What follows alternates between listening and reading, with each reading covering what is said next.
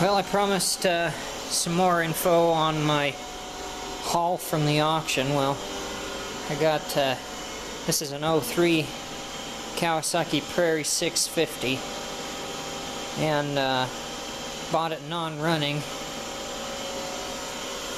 Paid $500 for it at the auction, expecting to have a real headache. Well, the sucker runs.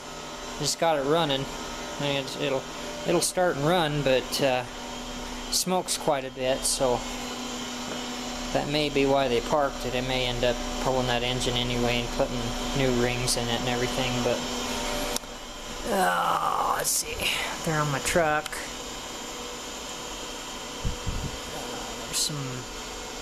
there's a loader, front end loader for a tractor, a new flatbed for my dually, a couple of A-frames for trailer houses, and 6 trailer house axles. I don't know what I'll do with those trailer house axles, but I wanted that steel, and I paid $10 a piece for 3 axles and a hitch. So I got some cheap I-beam basically and some free axles. And let's see, I think that's it. I'm gonna cut down the old flatbed that's on my dually right now because I don't like it, and I'll use that scrap steel to make a dovetail for that blue flatbed gooseneck. But I don't know, I'm pretty excited that this thing actually started and ran. It rolled forward and reverse, so the transmission works. I'm thinking maybe they parked it just because it was smoking really bad. I don't know, but see if I can get her cleaned up to a point where it'll run on its own, and take it out, ride it around a little bit, and see if that smoke clears up. And if it doesn't, then I guess I'll be planning to rebuild the engine, but I don't know, I might try dumping some Restore in it or something. I don't know. We'll see. I got a gas leak I gotta fix before I can get her,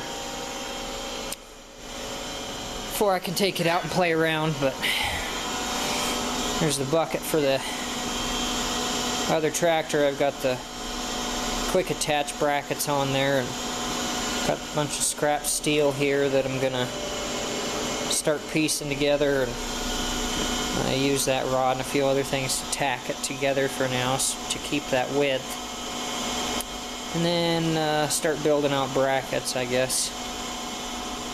But more to come.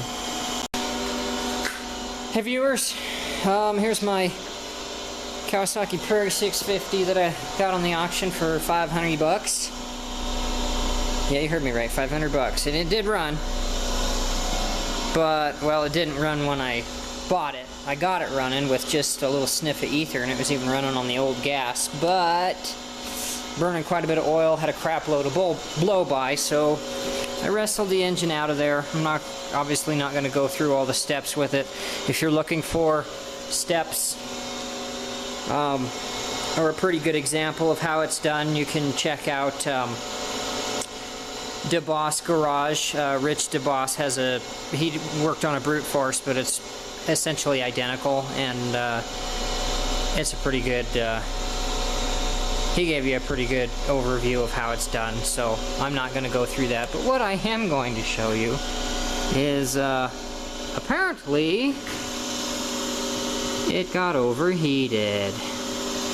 These prairies are known for running hot, as are the brute forces. So you gotta be vigilant about keeping the radiator clean. And I'm assuming this was a rancher, given all of the grass seed that was stuck in the undercarriage, so probably riding through pastures.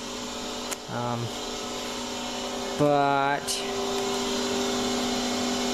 swelled up the piston too far and scored the cylinder. So now we're gonna figure out what I need to do, if I can get it bored, or what I'm gonna do, because I'm probably gonna run out of money this month. It's only the 11th of the month, and quite frankly got a long way to go, so I don't know. was hoping that it would just be something simple, you know, I could just hone it and re-ring it, but that's too bad. I can't hone that. I mean, I could try, but it would be a Mickey Mouse kind of deal, and Lord knows how much I'd have off. So, yeah. So, I don't know. Wash out in the light there.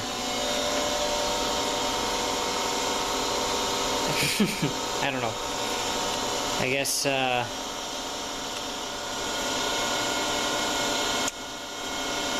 this is just, it's kind of frustrating. I mean, I guess I didn't really expect to just band-aid it back together. I was just hoping that I would be able to. But now, since it's been overheated, I'm wondering if I shouldn't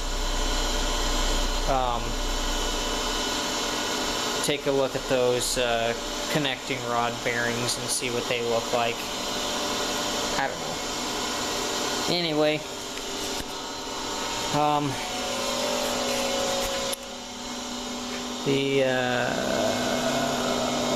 let's see, where are we here? Where are you? There you are. Camshaft. Doesn't really have, oh, pay attention to where my camera is here, sorry about that. Doesn't really have any damage to speak of. It looks pretty good. I gotta look it over closer, but I wanted to point this out. Kawasaki has a automatic compression release. I don't know if you check out Rich's video, he'd show you that how this thing, or he'd point this out as well. But the flyweights come out as the engine revs up. So once you get it started, basically, this spring's pretty light. So once you get it started, these weights will overcome the spring and pull this little, basically it's a little button right there. You see it? There's a cam inside a cam. Basically, it's a brilliant design, to be honest. It could get stuck if you didn't change your oil very often, but you can see that little piston moving. So basically what that does is, on compression release, that little button sticks out, and you see it's on the, let's see, yeah, it's on the 180 of the exhaust on the cam. So it would be basically at the top of the compression stroke, or very near the top of the compression stroke. And what it does is it comes around and schmucks the, you can see the little line on there, schmucks the exhaust rocker and just bops those exhaust valves open for just a second. They just tap open for just a second, just to dump some of the compression off of it. And voila, it's compression drops and it's easier to start. So I guess next order of business will be to look at these valves and see what they look like, see what the head looks like, since it's been overheated, Lord knows. But yeah, I guess I'll just keep you guys posted.